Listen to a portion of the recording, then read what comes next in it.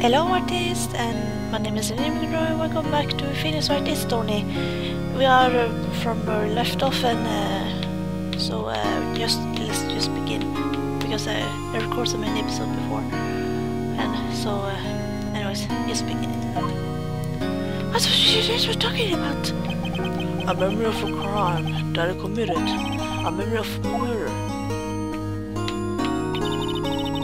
Do you really think Mr. Ezra killed? I don't believe it. Not that church. Some painful memories have been troubling us recently, but it never takes someone's life. Never. Nick! Yo, how's everyone doing? What do you think of my performance today? I had some swooning in the isles. Huh? Maya? Swooning? Me? Oh, yes, do remember feeling pain. Right on! Tell me the truth, it was like the first love at first sight, right? Right, Nick? Huh? Me?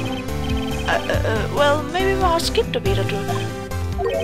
I think I could do better than that. Come on, I saved this right in there, dude. Edgy. You guys should be bombing before me. Yeah, bombing for your hero.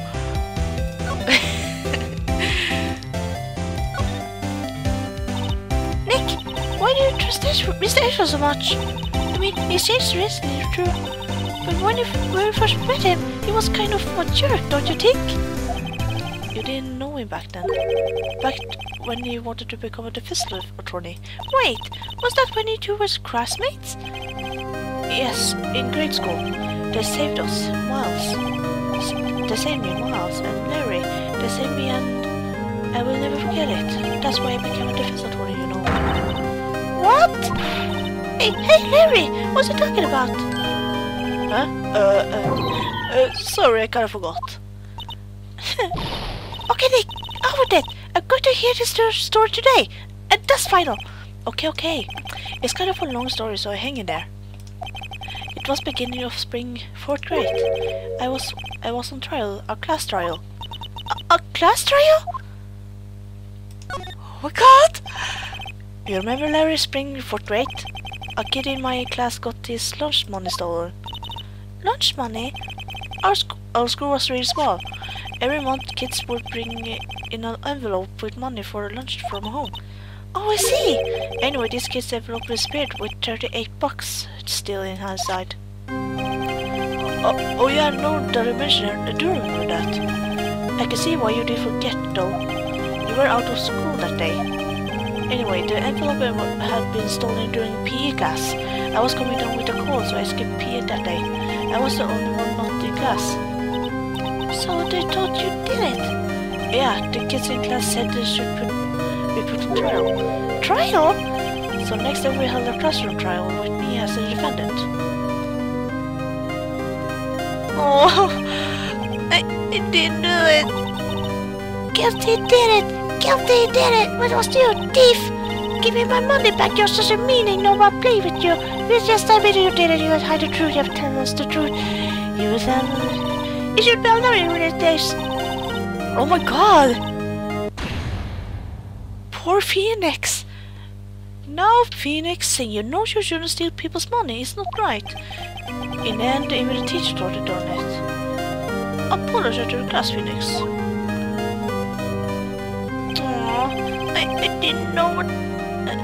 I didn't know what was happening. I was so sad I couldn't stop crying.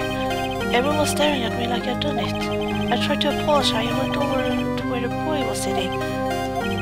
That's when it happened. You should now apologize. The only thing that belongs to the trial is evidence. Everything else has no place. You should all be ashamed. Amateurs. Miles? Oh, that's so cute! Cutie! It was you who stole my money, wasn't it? No! Then you shouldn't apologize. Everyone's been shouting you did it. But no one has any proof. That is why your honor, this boy is innocent. But Miles, it was your money that was stolen. Yeah, he did it. He's the one. You don't need proof, make him say. Why do you all just shut up? It is always how it is, everybody ganging up and picking on one person. Just think how it feels. He said he didn't do it, so he didn't do it. Oh. Very well, I will raise the money myself. This class trial silver. That's how it happened. After that, the three of us were always friends. Oh, wow, I had no idea. Yeah, I had no idea either. I mean, I forgot. That's when I learned that it meant to be alone. Totally alone with a friend in the world. You did a good thing, Larry. Oh, yeah, well, I was lucky that I took the day off from school. If I'd been there, they would have thought I'd done it. So I took it kind of personally, you see. When something spells, it's usually the butts. Anyway, Edward, I was talking off the class. Those Phoenix. Anyways, that's when he heard his father was the professor for me. I remember his eyes would shine when they talked about his father. I'm going to become a defense attorney like my dad. A famous defense attorney. Then a few months later, his son transferred to normal school. The DS6 incident. Right. I'm not sure, but the Travis probably had to do with his father's death. That's so sad.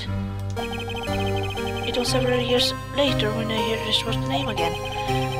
There was an article about him in the newspaper. Then the headline was something like "Dark Suspicions of a Demon Attorney." Fabricated evidence, manipulated testimonies, covering up facts. The article said he did do anything to get the verdict. Anything. But why? What happened? I mean, that's not the edge I used to know at all. That's what I thought too. I tried to get in touch with him. I don't know how many times. He never replied. I guess he didn't want to see his old friends. I couldn't just drop it though. I wanted to meet him too and learn why he had become who he became. That's what I decided. Wait, you don't mean that's why? That's why you became a defense attorney? To meet Edward? If I was a defense attorney, I knew he would meet me whether he wanted not to or not, in court. I should believe in me, so I believe in him. He's in pain and no one's on his side. I'm the only one who knows the real Edward. I'm the only one who can help him. Wow, Nick. So that's why you helped me out for free? Yes. I helped you because I believed in you. Except I don't remember saying I did do it for free. Oh, Nick! Nick! We have to save Mr. Edward. It's the last thing we do, okay? Right, it very well may be. First there's a rental boat shop caretaker. We need to find out who he or what he was. What he is. And this letter for who? I guess I can clean out some of the evidence and all I need. Okay, let's go!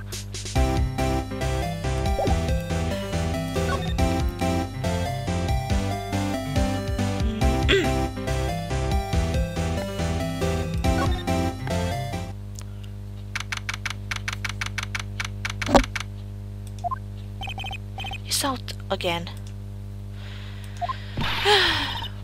When does it work anyway? No, don't be harsh. Guess we're gonna have to come back later. Move.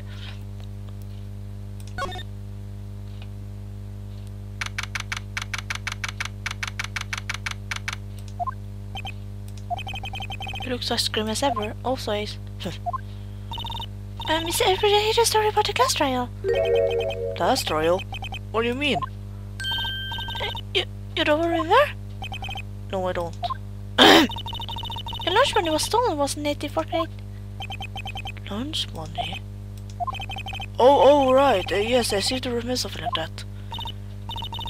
Nick, I think you're the only one who really remembers. Well, it probably only really mattered to me anyway. Mr. Edward, didn't you know the trial was the reason Nick became a defense attorney? Ridiculous. Gee, thanks.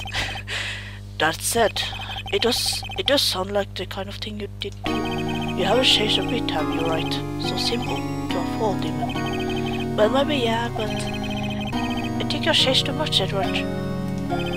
Perhaps. Oh.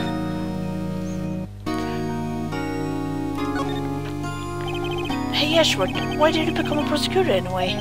You used to look up to your dad. You said you wanted to be a defense attorney, right? I couldn't let myself deny reality like you. What do you mean? My father was taken from me, and you want me to defend the criminals? I'm sorry, Wright, but I'm not that good of a person. My suspect was apprehended in your father's murder, right? Yes, the man trapped in the elevator was with my father. His name was Johnny Yogi. He had to be the shooter any way you look at it. Yet he was found innocent. That defense attorney got him off the hook. That would be Robert Hammond. On that day 15 years ago, the three of us were trapped in that elevator for 5 hours. When we were rescued, we also for oxygen deprivation. I had lost all memory of the murder. Lost just a memory. Even now I can recall what happened in that elevator. That was the crux of Yogi's attorney argument in court. He claimed Johnny Yogi had been not of sound mind due to oxygen deprivation. Yogi was released due to a lack of evidence, innocent. That's when I changed my mind. I started to hate defense attorneys. That's why. What's the relationship with Von Karma? He's my teacher and a man who deserves respect. I learned everything I know of court tactics from him. So he's like my sister was to you, Nick. He's a perfectionist in all things, in court, in his personal life. He is obsessed with doing everything perfectly. Perfectly, huh? In all the cases he had taken on, none were left unsolved, and not one suspect was declared innocent ever. But that's... I know. It's possible some of the suspects were indeed innocent. However, it is impossible for us to determine that in every case. All Mokawa does is his job to find the suspect guilty perfectly. In any case, it's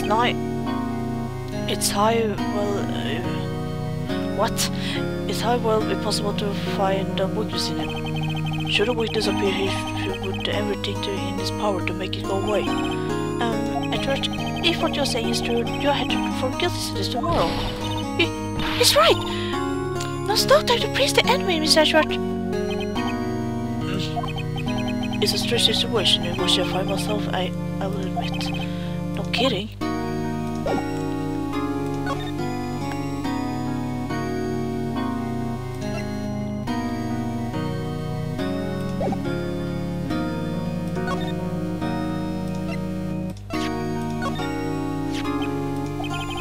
It was that case that changed my life, and tomorrow on December 30th is a statue of limitation of sound. Tomorrow, could that be a coincidence? But even if the case is finally closed on paper, it will never be erased from my memory, never. Poor Edward.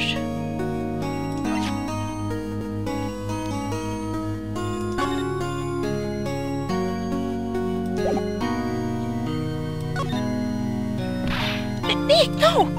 That's part of his father, don't show it to him! You're right. No problem isn't good time to touch on his memories. What is it? Nothing.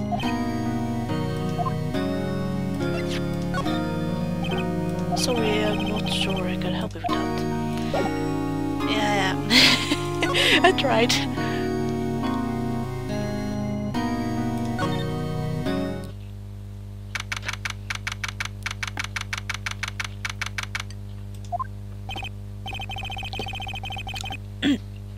Looks like that Detective Gumshoe hasn't gotten back yet. Gumshoe, he won't be coming back today. Oh, really? He said there was some guy he had to arrest by tomorrow. The boatshop caretaker. He told us something about catching him if it's the last thing you do, pal. Good luck, Gumshoe.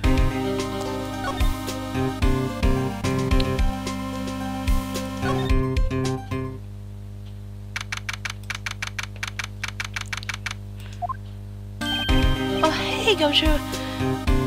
Hey pal, long time no see. Oh, Detective Gumshoe. Close one today, eh? I got so worked up and snapped my tie in half. Sorry about that. No problem, pal. Thanks to you, we know who really did it. You mean the boat shop caretaker? Look, Maeve, I will make you a promise. I will have that scoundrel in my custody by trial tomorrow, tied to Royal. Come what may. It's my duty to you as a police officer. Now I'm off to catch the criminal. Detective Gumshoe is active today. Oh, one other thing. Eek! Now we can go into the woods today. The woods? Were the tourists camping? The woods are off limits to camping, and the park ranger found out. He got really mad. No one can go in there for a while. I guess Lotta is in a lot of trouble.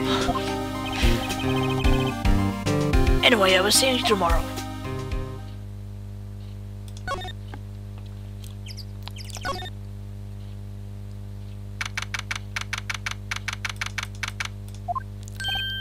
Huh? The steel eyeshore is missing. Eyeshore? Looks like the hot dog is standing close too. I guess Larry's been too busy with the trial to show up for work.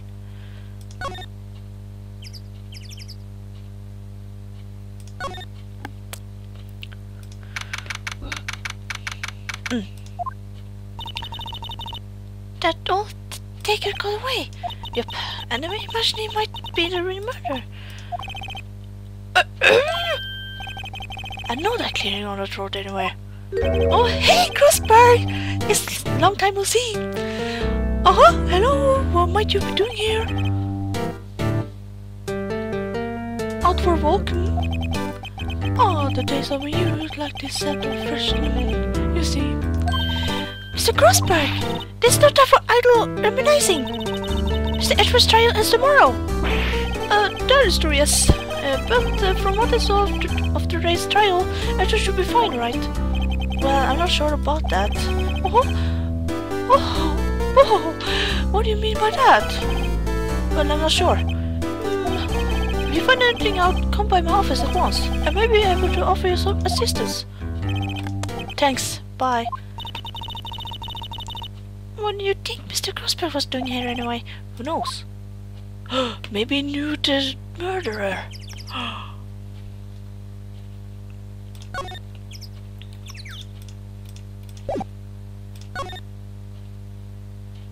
Yes, we can go inside.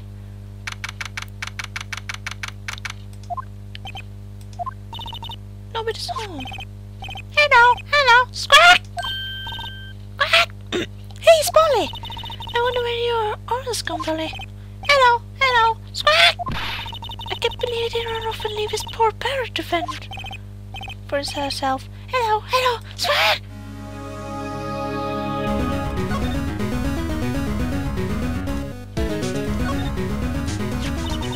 Maybe we should take care of Polly, Nick. The boys should just kidnap her. The police know about her anyway. I'm sure I would do something. Well, okay. Sorry, Polly. He says I can take you. Great, Norbert going to hate me.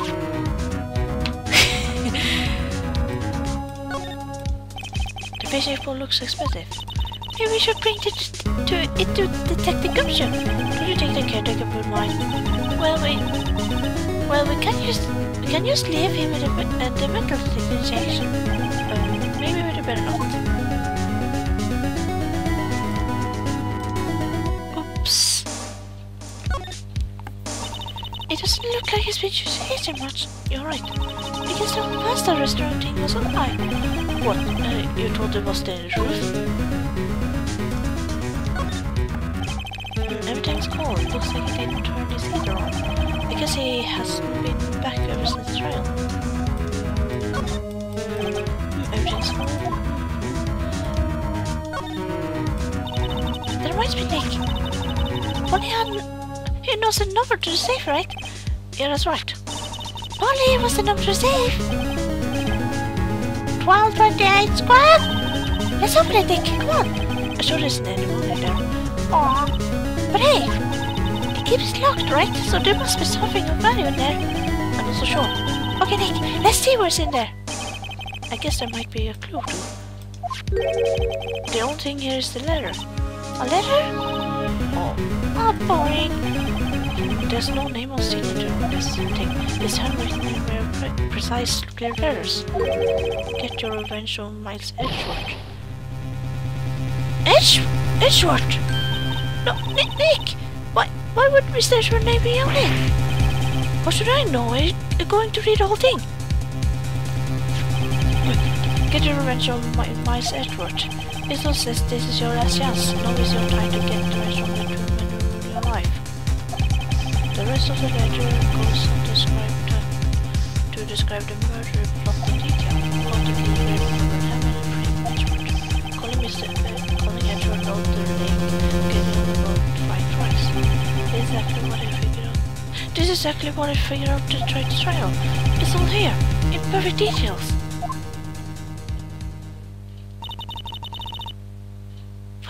What do you think, Nick? What do you think it means, Nick? I don't know, but it looks like this search for the caretaker. When he killed Robert Hammond and called out the Edgeworth, he was following instructions. But who could have written a letter? And what does it mean to get the rest of my Edgeworth? Look, I don't know, okay? But one thing's for certain. This letter is an amazing clue. Yes, it is! Is there something more to examine here?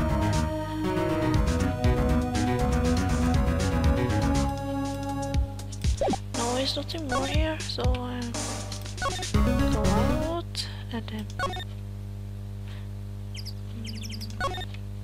here and then move again and then to the entrance, move to the detention center and then present. Edgeworth, see this letter? This came out of the saving shack where the boat rental caretaker lives. I see. Revenge? On me? Where's that old guy anyway? I don't know. Could he be an innocent defender who got declared guilty or something? Nice, right. But I don't remember that old man. Not at all. Nice, right. So he was following this letter then? Which means there was someone else behind it. Now it's time to get your revenge on the two men who ruined your life. 2 men, meaning myself and Robert Hammond. And also says this is your last chance. Last chance? Wait, maybe. Maybe he's talking about the statute of limitation on the DLC incident. Wait, the old man. What is it? Do you know who he is? Yogi. Could it be Yogi? Yogi? The suspect in the DLC incident, the one who was found innocent. Oh my god! Just talk about this and then go to end this episode. Yogi was a court bailiff at the time. We just happened to be in an elevator together 15 years ago.